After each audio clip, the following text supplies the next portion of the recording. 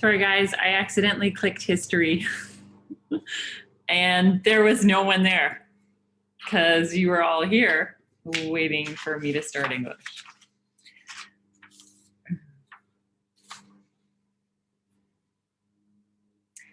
So today, your satire portfolio is due. So those 3 items in EDSB, each folder has room for just 1 thing. So there's 3 folders, 1 per submission. No paper copy required. So I will start marking those ASAP. I don't need to wait for anything more from you other than what you submit there. Okay, let's chat about our exam. So now that I have it totally done, I can be a little bit more specific about what is on it and how to prepare for it. So again, that is Wednesday at 9 a.m. You need to be there 15 minutes beforehand. I believe we're all writing in the gym. You need your mask, you need writing utensils, but everything else will be provided for you. So you don't need to bring your own paper. You just need to bring a couple of things to write with in case you literally use all of the ink and all of the pencil lead in one, you have a backup. Bring a few. Come 15 minutes early. Don't come earlier than that unless you have to because of siblings getting dropped off somewhere else. You don't need to sit around for half an hour before the exam sweating about things. 15 minutes is good. You don't want to be rushed. There will be tables for you to put your Merchant of Venice book, your history stuff that's due. So there will be that. And then you'll head right into the gymnasium, find a spot, and be all ready for that. Okay, so that's just a little bit of administrative stuff for you to come 15 minutes before 9 o'clock. So 8:45, if I'm doing my time counting correctly. My neighbor is mowing his lawn again. So just 1 second. It's Monday. It's lawn mowing day. I will be right back.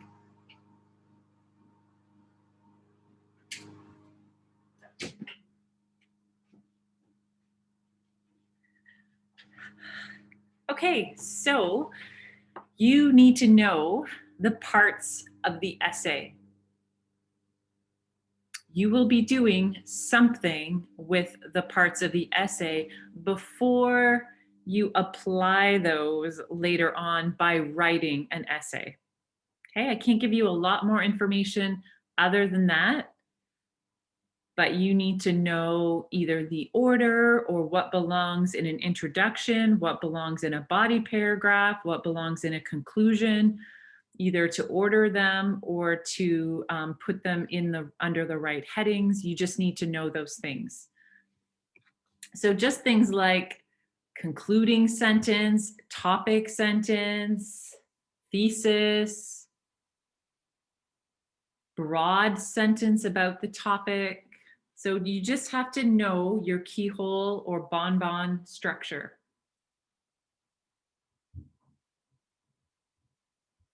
So we talked about it opening up broadly in an introduction and then narrowing to your thesis. Okay, so you would just need to know you open with a broad statement, a general statement, and your introduction has your thesis as the last statement of your introduction. Body paragraphs always have a topic sentence and a concluding sentence. And then when we get back to that keyhole or bonbon, the bottom part of that, we have our thesis restated there. So thesis again, and then we have a concluding like broad or general statement. So I've given you those handouts in your January EDSB. We did distance ed for our first essay from To Kill a Mockingbird. It's all there online, all of the nitty gritty about that.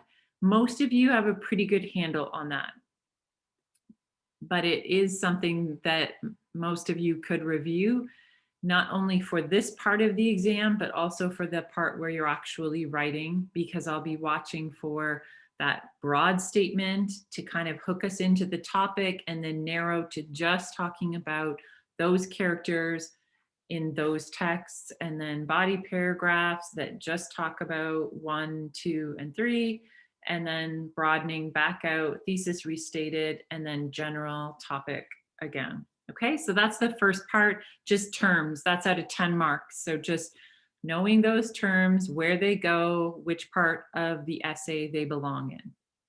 Second part is you're going to be given a subvertisement, and you'll be asked some questions about that regarding satire, what is satirizing, what's the message or theme, maybe intended audience, who's it targeting, what's it trying to say, things like that. Okay, so that again is just out of 10 marks. No, out of 8. It's out of 8 marks. You're given a subvertisement we did not look at in class for you to unpack and answer some questions about. Part 3, so know what satire is, know what the difference between sarcasm and satire are, know what parody is. Those are the terms that we talked about in our last unit. So kind of know how to handle those terms so that if you're asked, is this a parody? You know, ooh, I don't know. Okay, you want to know what a parody is. So part 3 is a sight passage. So this is something you haven't seen before in our class, and maybe ideally you haven't seen this before, but I don't know what you did in grade 8 or grade 9. So if you've seen it, great. It is a poem or a short story. So that's a sight passage. You haven't seen this thing before,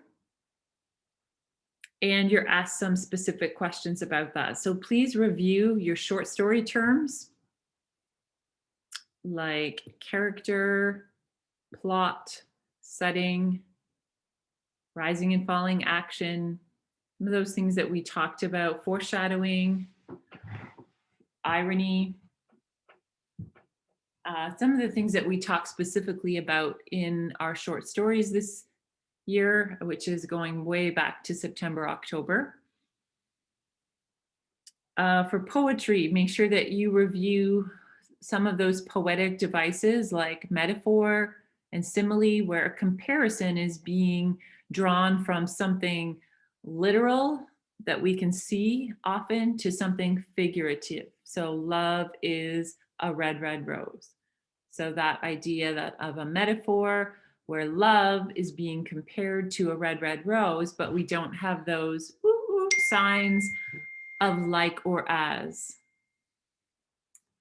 Okay, so similes compare two different things using like or as, and metaphors don't use like or as. They compare in more subtle ways.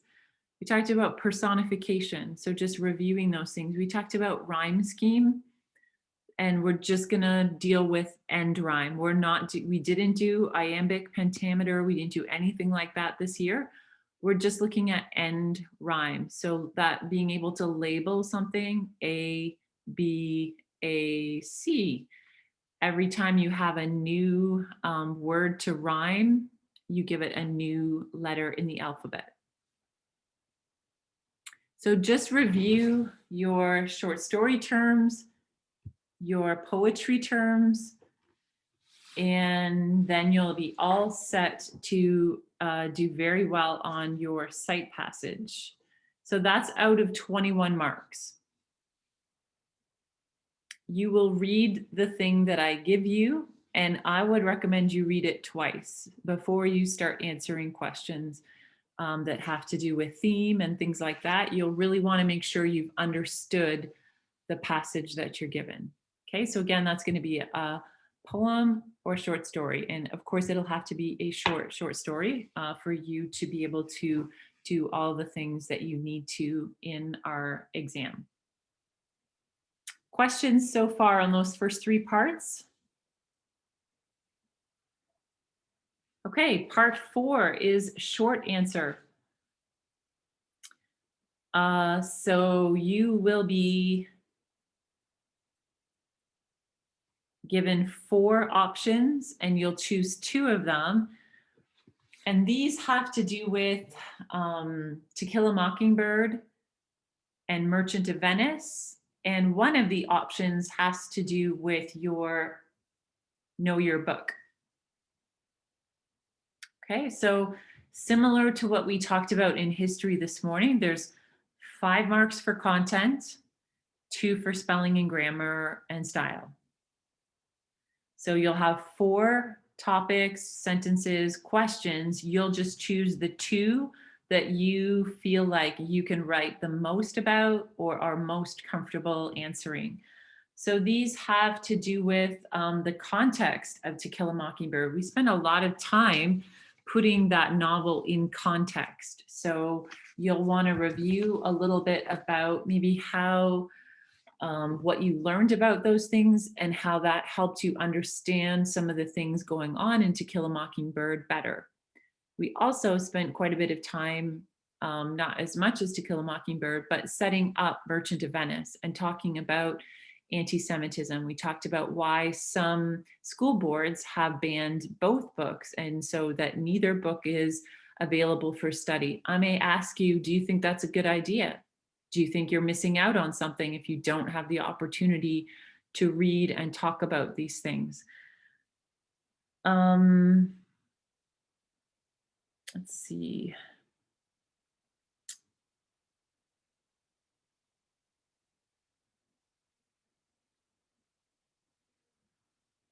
Yeah, I feel like that's all the information I can give you about those. So again, you have 4 options and you will simply choose the 2 that you know the best and write a paragraph with that topic sentence, supporting details, concluding sentence.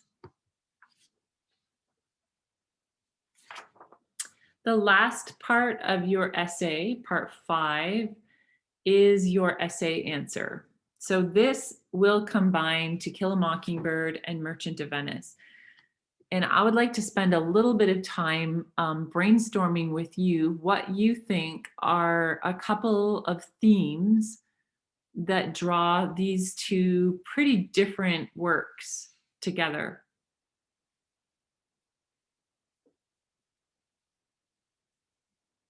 It's one big idea that kind of runs through both of them. Maybe it's, yeah, I'll just leave it at that, see what we come up with. Racism. Good one. Yeah. Excellent. So if we broaden racism out so that it can include gender, religion, not just race, Ryan, what other word could be used there? Prejudice. Yeah. So prejudice, discrimination.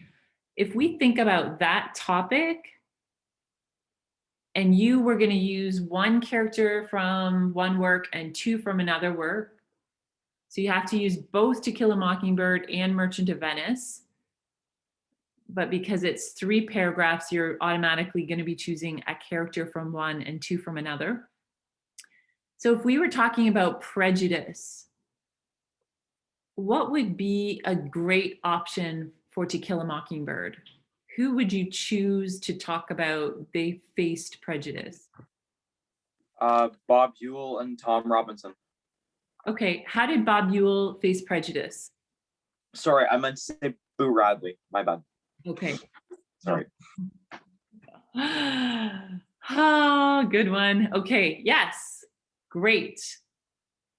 Great choices. Those are probably 2 of your strongest choices for To Kill a Mockingbird if your question had something to do with prejudice, because there's just so much so many details that you can bring in. And just as I said in history, the more detail you provide, instead of general statements about them facing prejudice, tell me how they faced prejudice.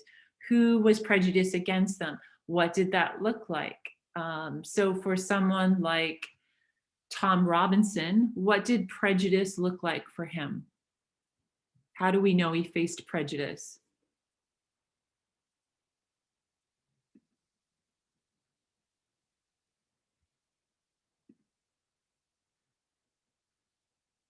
Kasena, you want to pop in and tell us?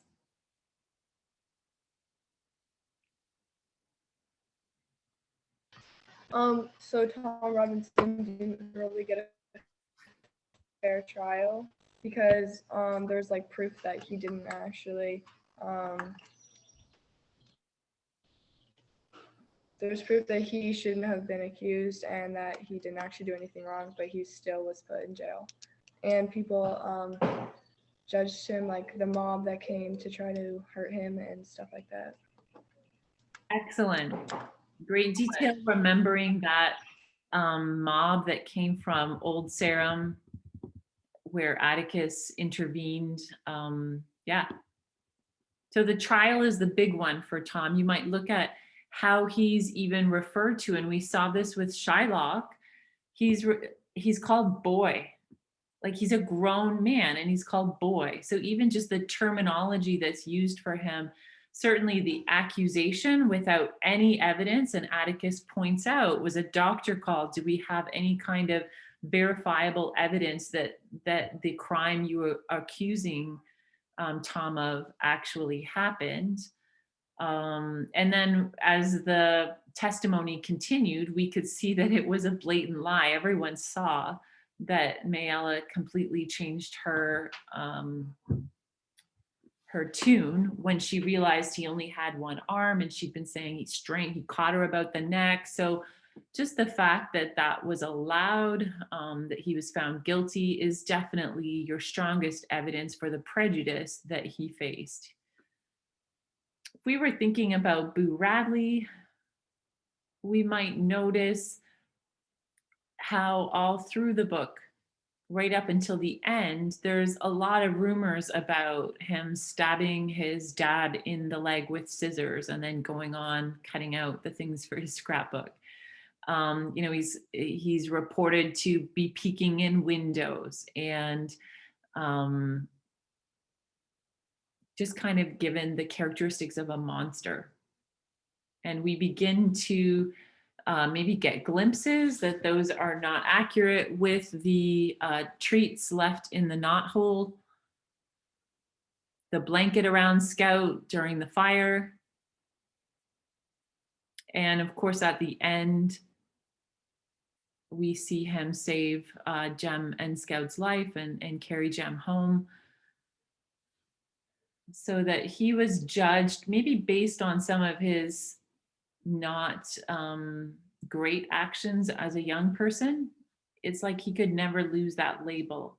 He'd done some things that, some poor choices, but he was very harshly judged and in some way punished for that in their community. Great. If we were talking about prejudice and Merchant of Venice,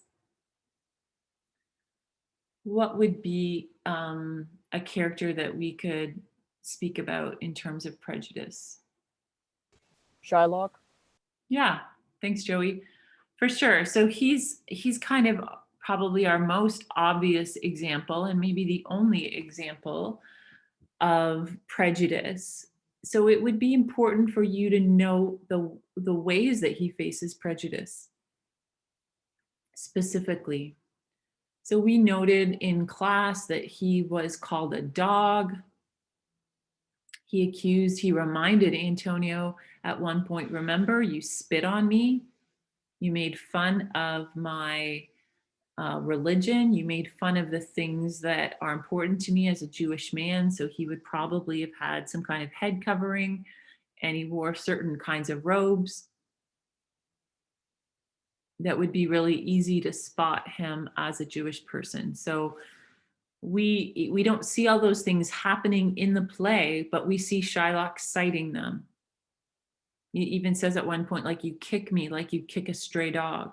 So we can see that Antonio has been quite abusive to Shylock, not just because Shylock loans money out and charges interest, but for the fact that Shylock is Jewish and Antonio is prejudiced because of that. So that's an example of giving some specific, you don't have to remember act, scene, and line number, but you do need to remember specifics in terms of it. It wouldn't be beneficial for you to say Antonio wasn't very nice to Shylock.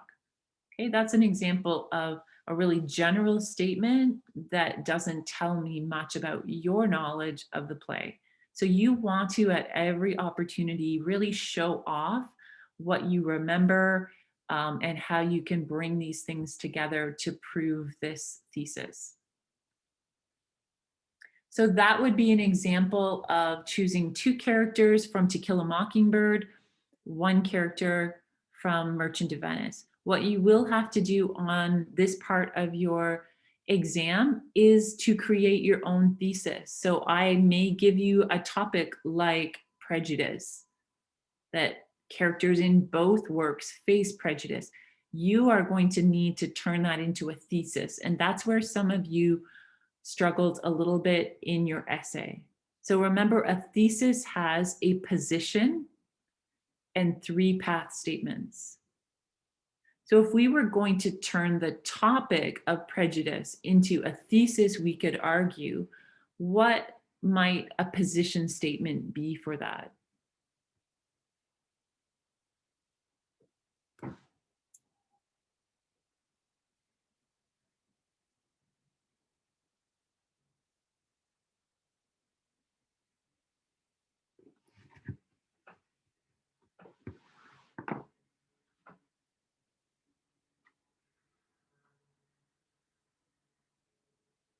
I literally have all afternoon.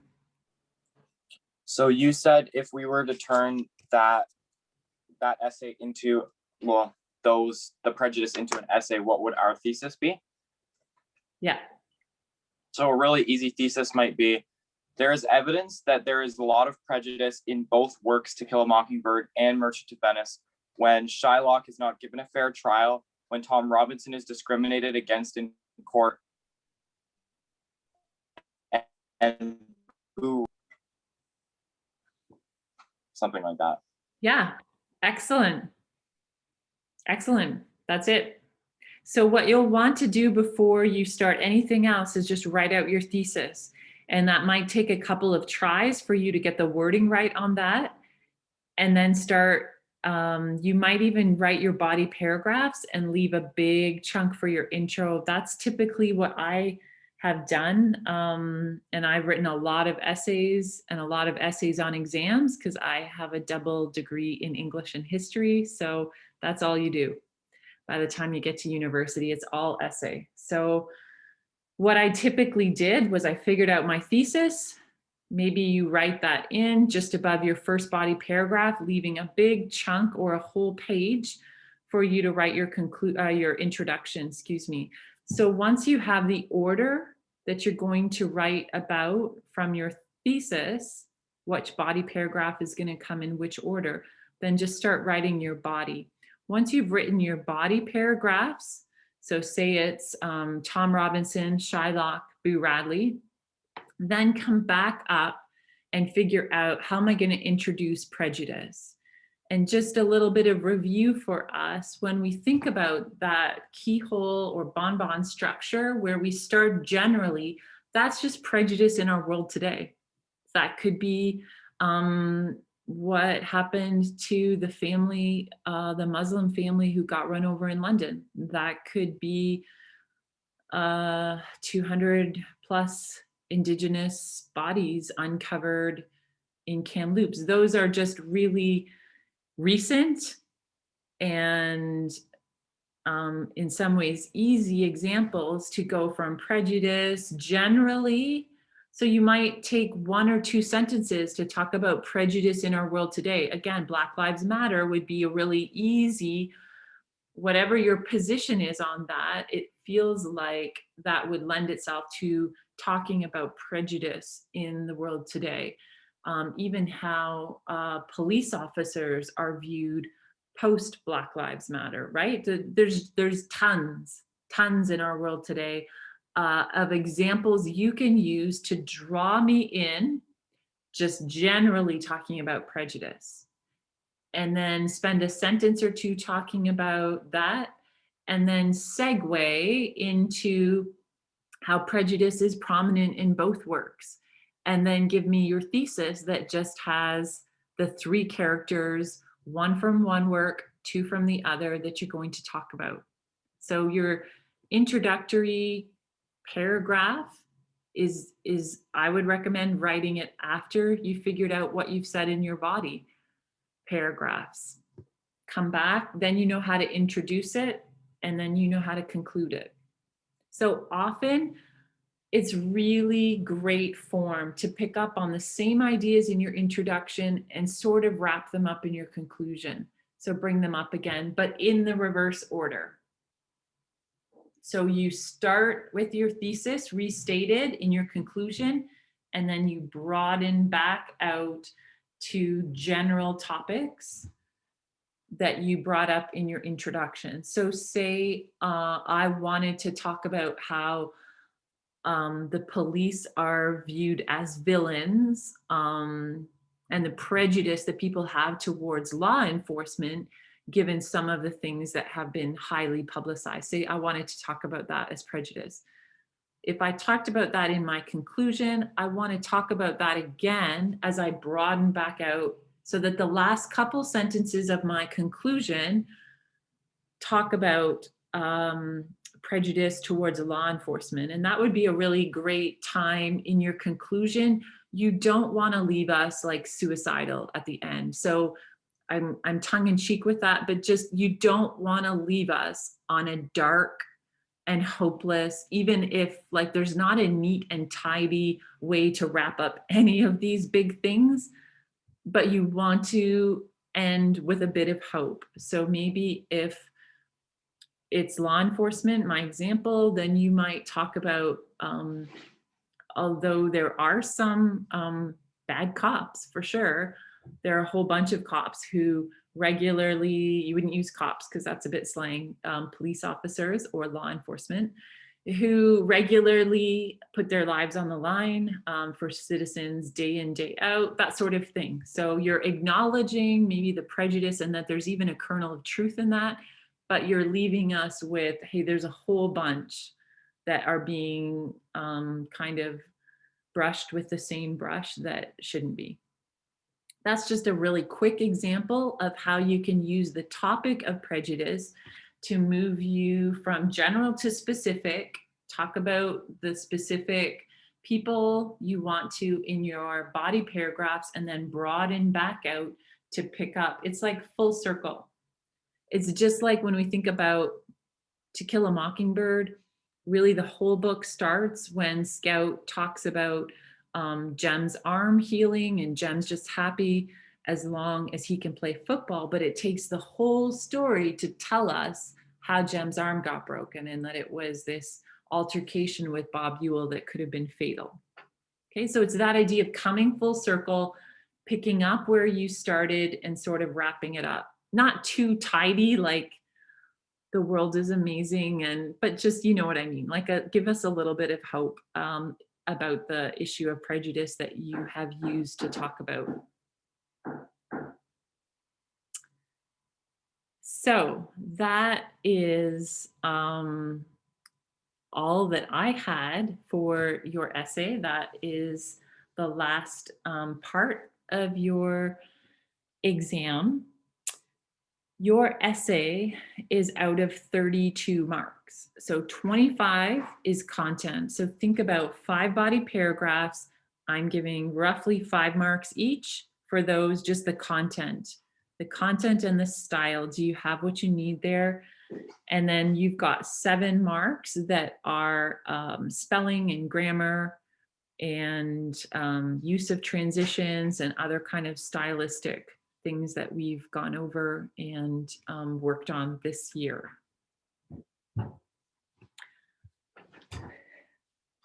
You guys want to see my mom? I bet you miss her. She's here. Hi guys. Hi Hi, guys. Cameo appearance right there. Oh, Okay, yeah. Oh, yeah, thank you. I've had both of mine, but I don't think everybody else has. Thanks, Mom. Bye.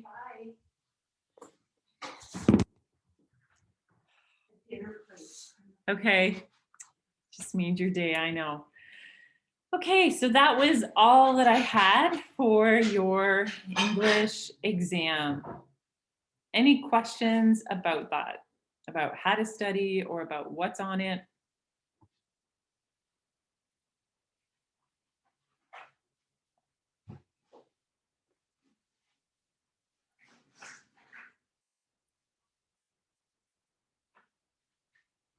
Okay. Well, if you do, you know how to find me. And I will be happy to answer whatever that I can. Just a reminder, the way that you study for an exam, as I mentioned in history, is different than how you study for a specific unit test in these subjects. So our To Kill a Mockingbird test was very specific about people, about fill in the blanks. There was no essay, there was no short answer. That was really just content like, did you understand what we read? Did you retain some of the significant things that you need to? That won't be on your exam in the sense that there's no matching about characters or places or events. There's no timeline for your exam, but what you do need to know is the significant things that happen so that you can put those in your essay to support your characters. So we worked through one example of prejudice. I think if you think about it, there are really only maybe one or two other big ideas and themes that bring these works together. So you have two topics and you'll be able to choose the one that makes the most sense to you and write your essay about that. So you'll have two options and you'll choose the one that you understand the best. Okay, so I'm just going to spend a minute here telling you what joy you have been for me. I love teaching you English. It has been so fun.